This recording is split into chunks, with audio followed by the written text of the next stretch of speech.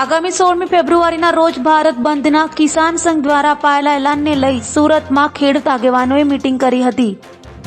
ખેડૂત અને સહકારી આગેવાન તથા માજી સંસદ સભ્ય તેમજ માજી ધારાસભ્ય પાટીદાર સમાજના આગેવાન વીરજીભાઈ ઠુમ્મર દ્વારા સુરત ખાતે સામાજિક આગેવાન, સહકારી આગેવાન, સરપંચો તથા કોંગ્રેસના આગેવાનો સાથે મુલાકાત કરી હતી અને દક્ષિણ ગુજરાતમાં સહકારી સંસ્થાઓ અને રાજકીય પરિસ્થિતિ બાબતે ચર્ચા કરવામાં આવી.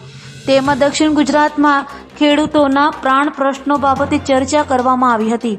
સાથે ભારતીય કિસાન યુનિયન દ્વારા આગામી 16 ફેબ્રુઆરીએ આપવામાં આવેલ ભારત બંધના એલાનને દક્ષિણ ગુજરાતમાં સફળ બનાવવા માટે પણ રણનીતિ બનાવવા બાબતે પણ ચર્ચા કરવામાં આવી.